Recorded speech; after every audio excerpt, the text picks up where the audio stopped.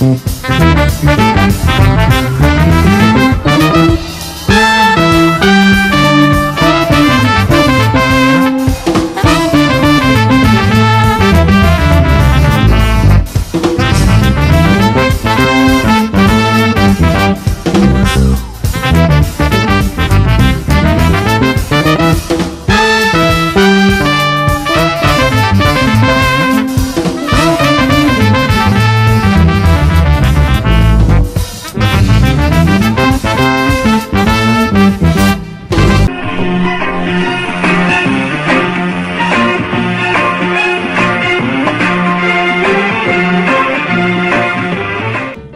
ነበር ኪስ የምታወልቀው? እስቲ በደንብ ንገረን። ከዚህ በፊት ወደ 7 ሰዓት ላፊ አሁን ሳይሻሻል በፊት ሰዓት ላፊ የለም ነበር። ወደ 7 ወደ 8 ሰዓት ከቬንስ ክለብ ዳንስ ቤት አለ ከአምባሳደር ጎን።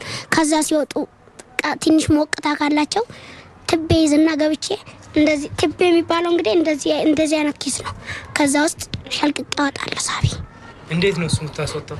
እንዴና አይዞት አባባ ደግፎታልና አውጥቼ ጥሼ በድልድይ ውስጥ ብዬ ብቻ እንቅጥቅጥ ብዬ ጊዮን ሄዳለሁ። ጊዮን ተከርብቼ ጠዋት ሲሆን መርካቶ ገብቼ የምገዛውን ገዝቼ ልብስ ለብሼ ጥቅ ብዬ ጓደኞቼ ጋር ሄዳለሁ። ጓደኞቼን በቃ ወደ ዳንስ ቤት እንሄዳለን። አንዱ ልጅ እንግዲህ 100 ብር ሰጠነው። 140 ብር መጀመሪያ የሰጠነው ተለቅ ያለ ነው። ለእናቱ ሲሰጣቸው እናትየው ደግሞ አልፈልግም ብለው ፖሊስ ጣቢያ እሱ ጀርመናዊ ነው ፈረንጁ አልከሰሰም ነበር። በኋላ ሄደና አንፈልጋቸው ምንም አይደለም አለ። ዳቦ ደግሞ ይዞልን መጣ እሱ ፈረንጁ ራሱ ምንም አይደለም አለ። በኋላ እሱ ነው ልጁ ነው ያስያዘን ለእናቱ ሰጠው። ፈረንጁ ግን አልከሰሰም ነበር። እስቲ እንዴት ነበር ፈረንጁን የዛለት የሰረቃችሁት? ስንት ሆናችሁ ነው? እስቲ በደንብ አድርገህ ንገረን። 8 ነበርን። 4ቶቻችን ፊት ቀደምና 4 ኋላ ቀሩ። በኋላኛ እንዲህ የሚመለስ መስለን ገፈታል ነው። ሰክሮ ነበር ወደቀ። ያን ጊዜ ላይ ሆነን ሰረቅ ነው በቃ። እሺ ይሄሳ ደግሞ የመኪና ሳህን ምናምን እንዴት ነው እሱ የምታወልቁት? የመኪና ሳህን እስካንቺም አለ። እስካንቺ የሚባለው ማበርከጃ ነው። እሱን በብር ከስሙኒ ከመርካቶ ይገዛል። እሱን ታስገባና ቃስ ታረገው ድግቡ ይወጣል በቃ የመኪና ሳህን ነው።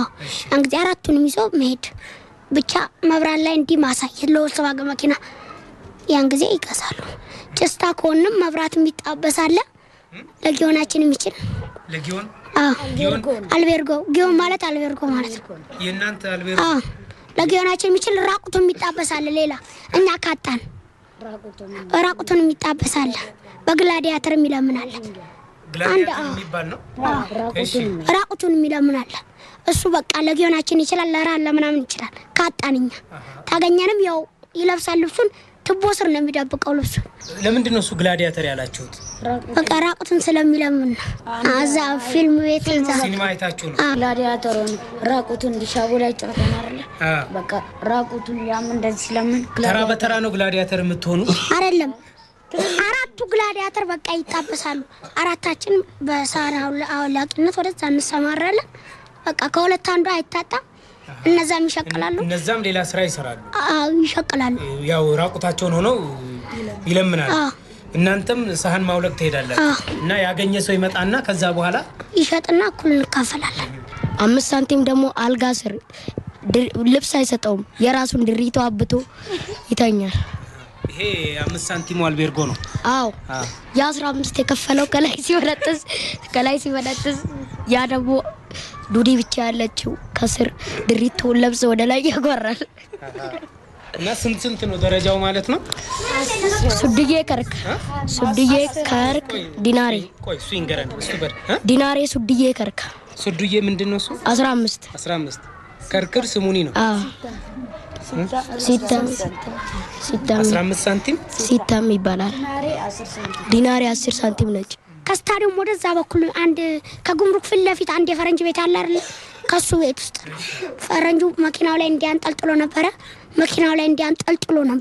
በኋላ ገባና ወጣና ለኔ ሰጠኝ። እኔ ኮት ለብሼ ነበር። ከላዩ ላይ ለበስኩና ይዘን ሄድን። አንድ ቆሻሻ የሚጠራቀምበት አለ። እዛ ገባና ስንበረብር እንትን መነጽር ምናምን ነው እንዴ እዚህ ትንሽ ኪስ አለች እዚህ ጋር እንዴ ስንል ጊዜ 100 ብር 10 ብር አገኘን። በኋላ አው ይዘን አቃቂ ሄደንና በኋላ ሁለቱን ሲያዙ ጊዜ እኛ ድሬዳዋ ሄድን። ድሬዳዋ ወር ከ15 ቀን እንደተቀመጠን መጣን። በቃ ከዛ ወዲያ አልተያዝኩም። ድሬዳዋ ሄዳችሁ ምን አደረጋችሁ? አዲስ አበባ ሆቴል አረፍን። ትልቁ ፎቅ ላይ አዲስ አበባ ሆቴል የሚባላል እዛ ገባንና ፋሚሊ አልጋ ላይ ተኛን። ምግብ ደግሞ ባለ ብር ባለ 2 ብር ጥብስ ምናምን በላን። ምን አሏችሁ ሰዎቹ? ምን ይላሉ? በራሳችን ገንዘብ እኛ ሰራተኞች ነን እንላለን። ዝም ብለን ምን ሰራተኞች? ገራይ ሰራተኞች ነን እንላለን። ደሞዝ አንድ ጊዜ ደርሶን አጠራቅመን የመጣ ነው እንላለን። እስቲ እንደው ምን ታደርጉበት ነበር? ምግብ እንበላበታለን። እንደንሳለን፣ ዳንስ ሲኒማ እንገባለን። እዛው ትጠጣላችሁ? መጠጥ እንደዛው መኝታችን እያስገዛን ነው። ምን ነበር የምትጠጡ?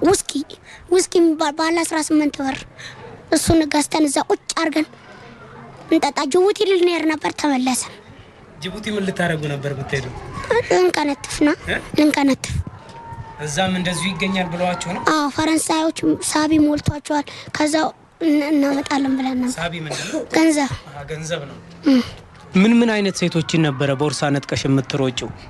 ተማሪዎችም ደግሞ ትልልቅ ሰዎች እንደዚህ በመንገድ ላይ የሚሄዱት እነሱን እየነጠቅን እንሮጥ ነበር። ለመሮጥ የማይችሉትን ነው? ለመሮጥ የማይችሉትን የሚችሉትንም የማይችሉትንም እንዳገኘና ከላይ ፖሊስ የመጣ እንደሆነ ነጩ ላይ ደይም እንባባልና ምን ምልክታችሁ ነው? ደይም ምን ማለት ነው? ሩጥ ማለት ነው።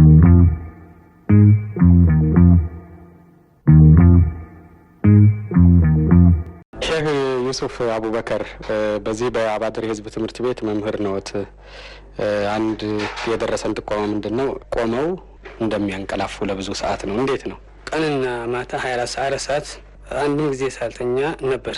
ግን ማንቀላፉ ምን ጊዜ ነበር? 11 ሰዓት እስከ 2 ሰዓት ብቻ ቆመው ነው የሚያንቀላፉት? ቆሜ ነበር ማንቀላፍ። እዛው እንደቆምኩት 3 ሰዓት እንደዚህ ተኛለሁ። በ2 ሰዓት ወይም በ2 ተኩል ወይም በ3 ሰዓት ትምህርት ስራዬ እንገባለሁ። እንግዲህ የሚተኙት ከዛው ከንጋቱ 11 ሰዓት እስከ 2 ሰዓት ድረስ ባለው ጊዜ ብቻ ነው ቆመው? ቆሜ ነው። በጣም ረጅም ነው። እንደው ይህን ያህል ሰዓት ቆመው ሲያንቀላፉ ድካምስ አይኖርም እንዴ? ምንም እንደውም ደስ የሚለኝ በቁመት ነው እንጂ እቀመጣለሁ ስል እግሬን ወይም ቅጤን ያመኛል። አሁንም እሱ አልተወኝም። ያው አንዳንድ ጊዜ ነው እንደ አረፍ ምለው ነው እንጂ ለሰላት ምናምን እዛው መንቀላፈት አሁንም መተኛ ጀመርኩኝ። እንደው ቆመው በሚተኙበት ጊዜ ሼህ ዩሱፍ አንዳንድ ሰዎች ይሄ ማንኮራፋት እንደው ሲተኙ የማለት ነገር አለ፣ ህልም የማየት ነገር አለ። እንዴት ነው? ህልም ማየት ነገር አለ።